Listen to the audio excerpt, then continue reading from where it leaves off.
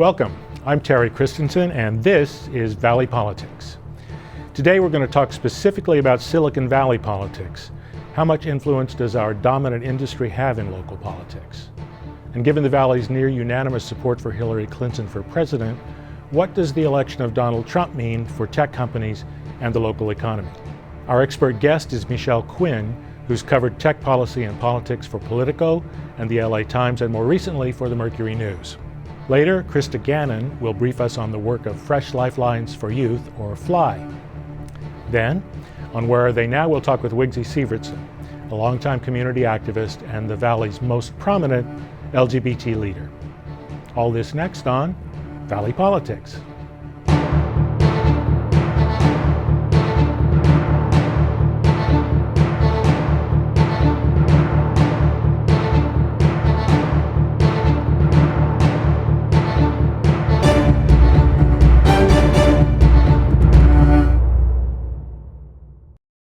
Welcome everyone, and welcome Michelle Quinn. So give us a little background. How did you get to your position reporting on tech and as a columnist for the Mercury News? Well, thanks so much for having me here. Oh, you're welcome. Really appreciate it. Thank you. I went to journalism school at UC Berkeley in the early 90s and got out of school just as the internet as we know it was taking off, and got a job. I wrote for the first issue of Wired magazine, and then got a job at the San Francisco Chronicle writing about multimedia, which was what we call, turned into the internet beat. And from there went to the Mercury News. And you were with Politico for a while, and then too, Politico right? as well. Yeah.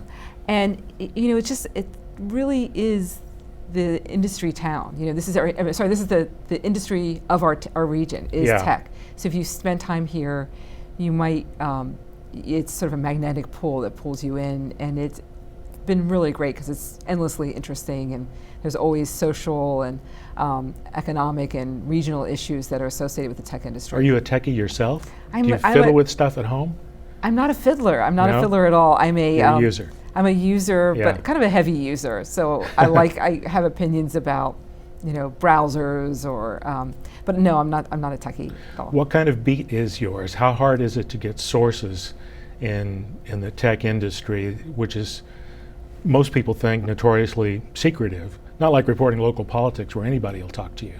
Well, and that's really true. I love elected officials and politicians. They're great because they want to talk to you. There's, and it's true about the tech industry, because I don't think it was that way 20 years ago as much. I think companies were kind of permeable. You could go to Apple and people would talk to you outside in the parking lot, or executives would talk to us about things that were in the news. But I think as the industry's matured, they've become more tight-lipped, and probably for some good reasons as well. But it is really hard. And the way I've done it is there are still classes of people who want to talk, and they are typically venture capitalists who are still very interested in talking, and startups, startups and mid-sized companies still really want to talk. So you can get to know people before they really get big. And I think that also a lot of times getting to know people as they move jobs. Luckily, people move jobs a lot around here, so they don't always stay at Twitter. As we know, Twitter's always in the news for people leaving. So you can learn a little bit about Twitter from talking to the guy who just left. Well, let's talk about tech companies and local politics a little bit. So we look at Google in Mountain View, Palantir in Palo Alto, Facebook in Menlo Park, Cisco in San Jose, and so on. These are big companies. Do you think local governments have the capacity to say no when these companies want something from them?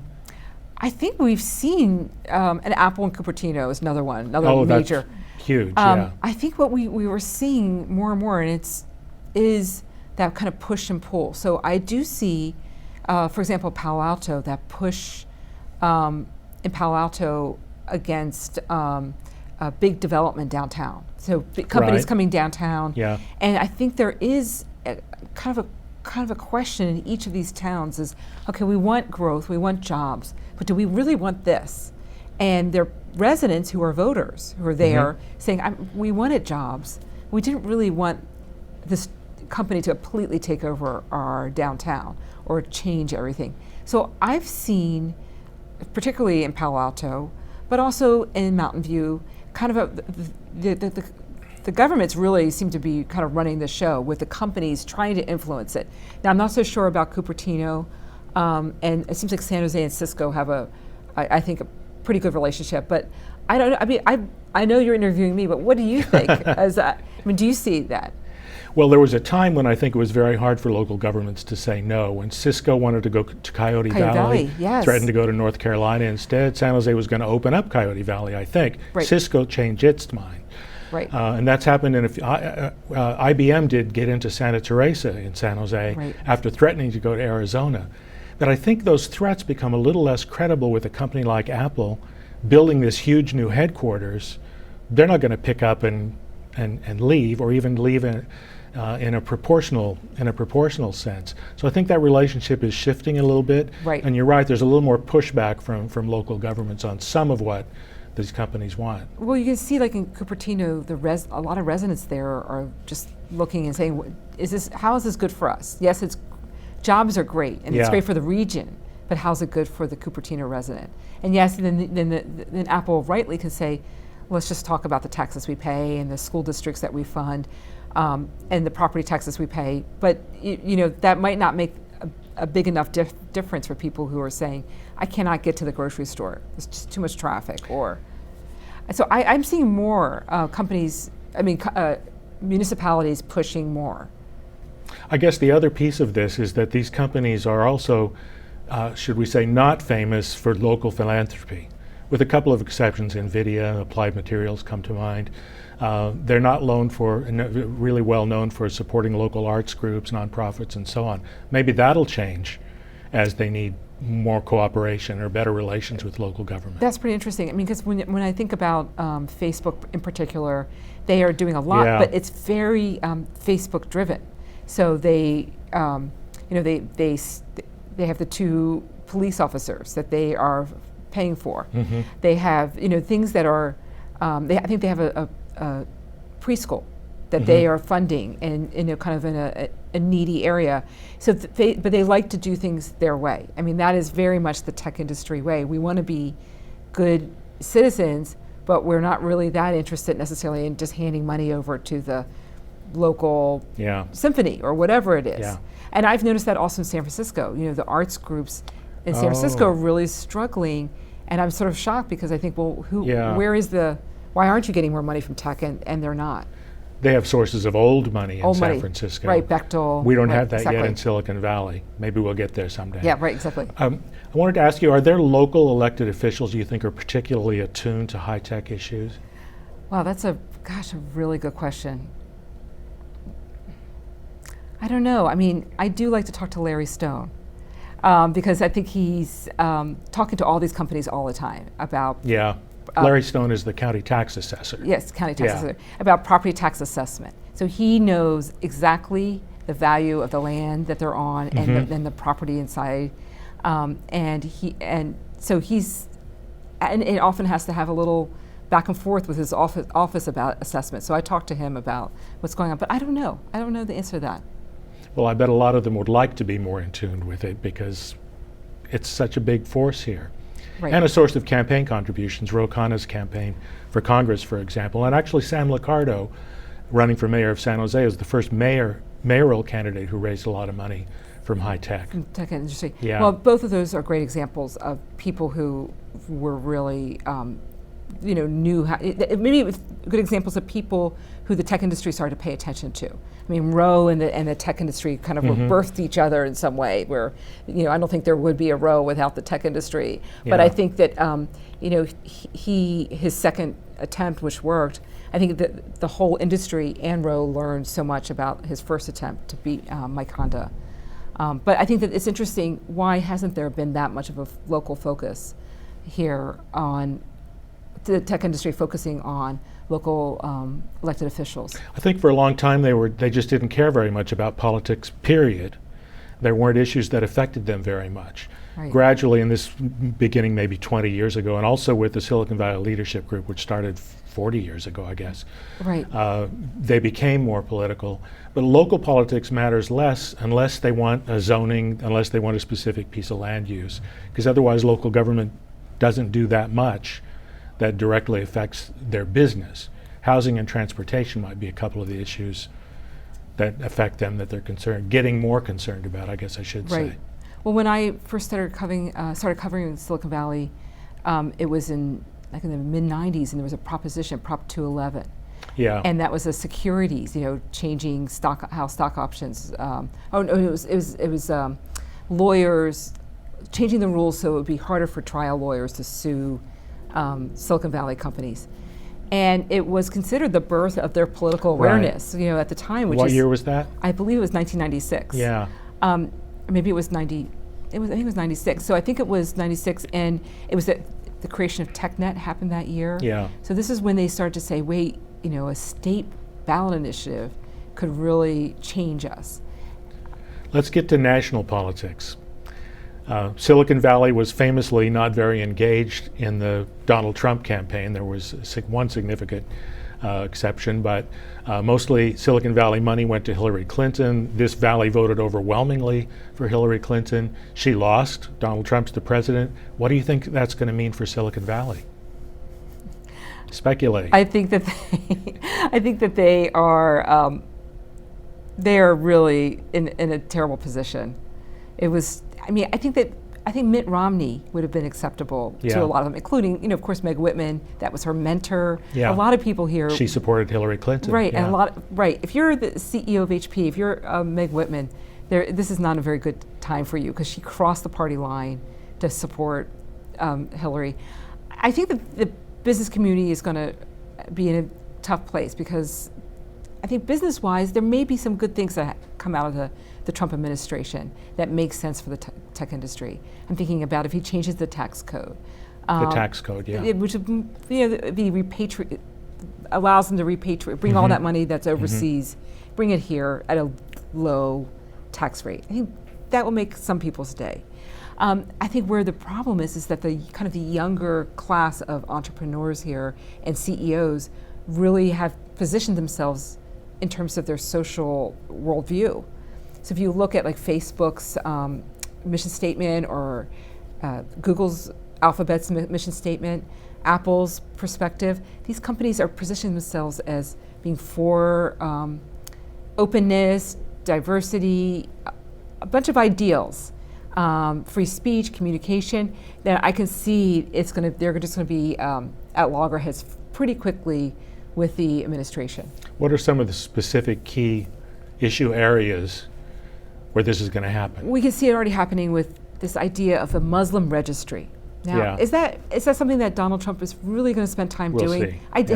My guess is he's said a lot of things during his campaign, and then he's going to get to other things. But never mind, people here do take him literally, and there's an effort to sign people to just have a petition going, so that people saying I'm not going to help out with this. So that's like one little example. Will that actually happen? I don't know. Probably more likely is if Donald Trump gets rid of DACA, which is the DREAM Act kids, immigration policy generally, H-1B visas. But if specifically the DREAM Act kids, I think that if he does that, and I bet he will do that, which is basically reverse President Obama's executive order. Now that doesn't have to do with tech, but the tech industry is behind the DREAM Act big time. And specifically Facebook, Mark Zuckerberg, Sheryl Sandberg.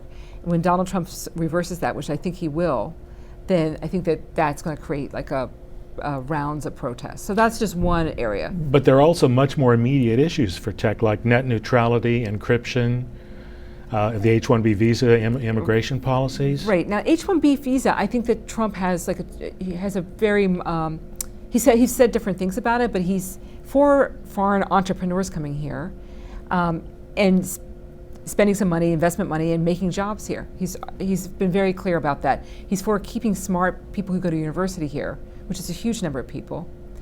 He's not so keen about people coming from overseas and taking jobs from Americans. And that's where he will have problems with the tech industry. And that's just one significant area that could affect tech. So it's going to be pretty, you're going to have a lot of work to do the next few years. Well, it was funny because I thought, gosh, am I allowed to vote just because who I think would be most interesting? Which is usually not a good reason to vote for somebody. No. Well, that's all the time we've got, Michelle. Thank you very much. Next, Christa Gannon will brief us on the work of FLY, or Fresh Lifelines for Youth. Then, on Where Are They Now, we'll talk with Wiggsy Sivertsen, a longtime LGBT leader, about the emergence of gays and lesbians in local politics.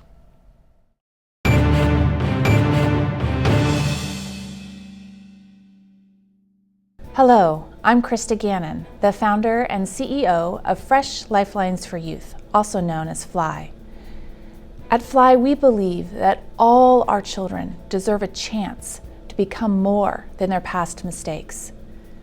FLY began over 16 years ago. I was a law student volunteering to teach boys in the maximum security unit of Juvenile Hall. Over and over again, their statements to me would start with, if only. If only I had known how much trouble I could get into. If only someone had cared about me, I wouldn't be here. And then I learned that America incarcerates more kids than any other country in the world. And disproportionately, 80% of our incarcerated kids are kids of color. And that's still true today, even here in the Bay Area. And it's expensive. Locally, we're spending over $200,000 to lock up just one kid for 1 year. And we know it doesn't work. Most of these kids will return to the system after their release. And research also shows that before getting incarcerated, most kids grow up without a positive adult role model they can count on. They've experienced significant childhood trauma, like abuse and violence, and they admit they don't know how to solve problems without violence or drugs. To them, that's normal. That's how you survive. But these kids I met in Juvenile Hall believed that change was possible and that something could be done to prevent other kids from ending up like them, and they were right. Thanks to their ideas, we have FLY. FLY provides legal education, mentoring, and leadership development to kids who are incarcerated or living in our community on probation, or kids not yet on probation but engaging in risky behavior. And it works. Our kids break the cycle of crime and transform their lives, creating a safer, healthier, and happier community for us all. And we do it for far less than 1/10 the cost of incarceration.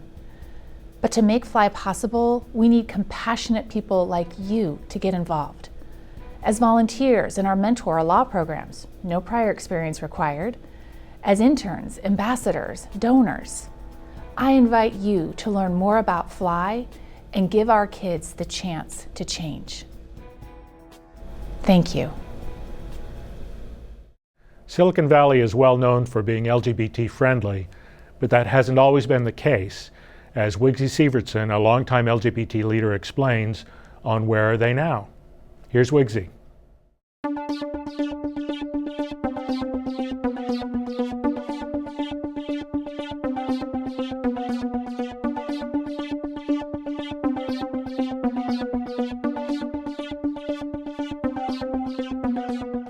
We are in the home of Wiggsy Sivertsen. Wiggsy, thank you for welcoming us. You're very welcome. I'm glad to have you. Probably in the spirit of full disclosure, I should tell people before the interview, we've been friends for almost 50 years. We have. And collaborators on one or two political occasions, yes.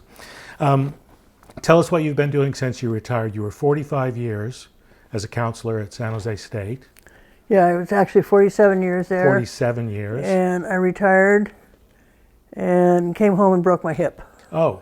So I've been sort of recuperating, but since that, when I finally was able to get out and around, which I wasn't able to do for a while, I did join the senior commission, and I've been on the police, citizens review. That's San Jose's police. San Jose Police, the community advisory board, and also on this chief's gay and lesbian subcommittee, and then I'm on the Intimate Partner Violence Blue Ribbon Committee. And you've been an LGBT leader in the Valley for all your time here, really. Yeah, pretty much. Let's start with what brought you out of the closet as a lesbian. I got fired. You got fired? Yeah, I was at a job that I'd held for about 5 years, and between going to graduate school and stuff. Mm-hmm. And they found out that I was a lesbian, and I molested children because I was a lesbian, so they fired me.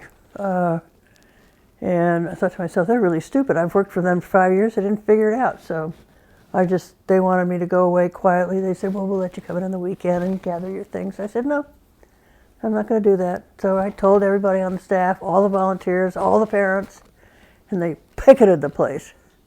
So that was my first coming out. And then I went to San Jose State as a faculty counselor in '67 to fill in for a sabbatical, a guy who was on sabbatical. Mm-hmm.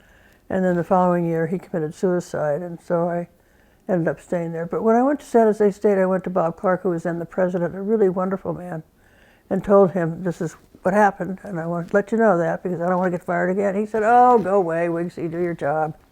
And that was the end of that, and I was just there for all those years as an out lesbian person. 47 happy years. 47 happy 47 years. busy years. Very busy. So you arrive at San Jose State, you're an out lesbian, but when did you get started advocating for LGBT issues? Well, actually, the first year I was there, I was just trying to make my way, trying to figure out what was going on. And one of the things that I did is I was hired to do therapy for students.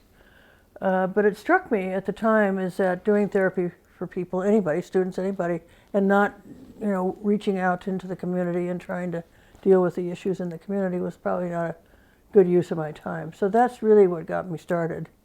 And the fact that I was fired. I mean, I thought, well, this has happened to me, it's happened to other people, and it was a very painful experience for me.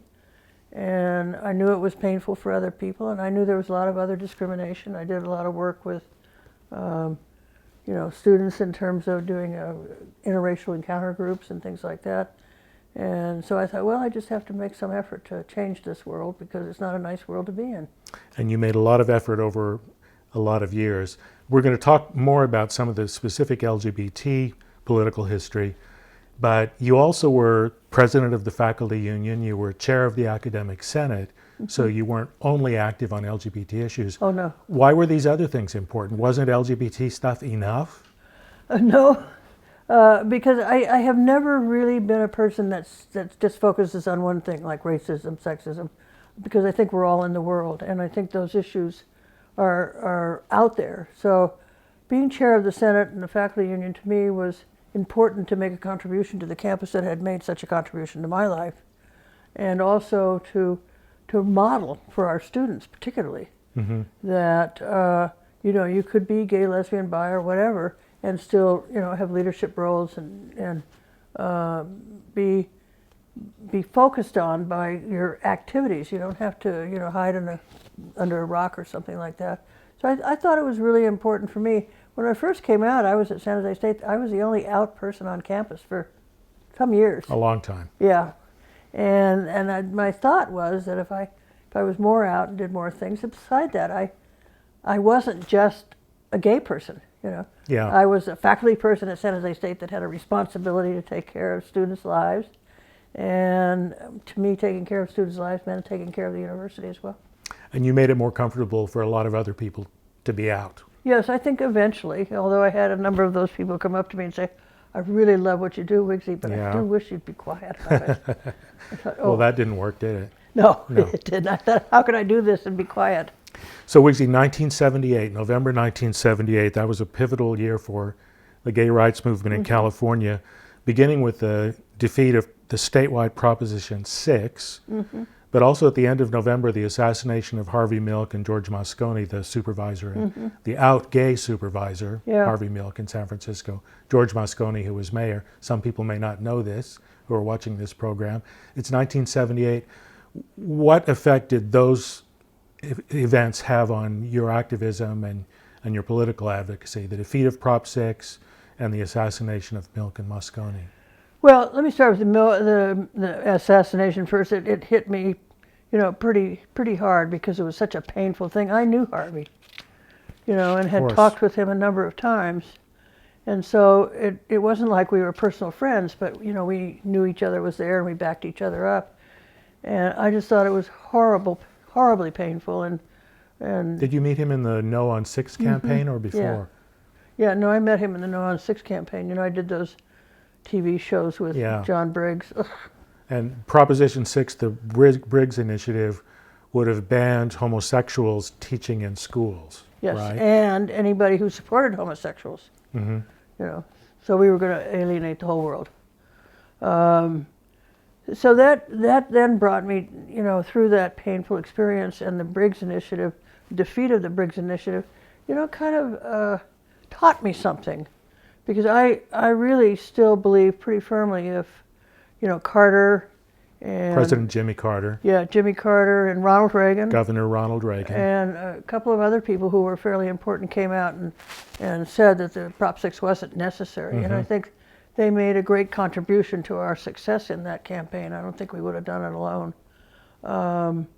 But it also, for me, it said that, you know, we got to get more people on our side, more people in our boat. You know, we can't just be queers in a boat. And having Carter and Reagan speak out on our behalf was kind of an affirmation of that belief system for me. Because I thought that, I don't think that human rights, whichever they are, you know, can go it alone. You know, I don't think that blacks can have equality in this country by going it alone. And I think we should celebrate things like Black Lives Matter. They do really matter, just like others. It doesn't say others don't, it just says theirs do. And I think we should be really out there affirming those things, because we have to work collectively. We'll have more from Wiggsy next month. Meanwhile, you can catch up on previous shows on our website at creatvsj.org or on YouTube by searching for CreaTV San Jose. And you can let us know what you think about the show and suggest topics or future guests by email at valleypolitics@creatvsj.org, on Twitter at @valley_politics, and by following us on Facebook. And now that's all, folks. Thanks for watching Valley Politics. See you next time.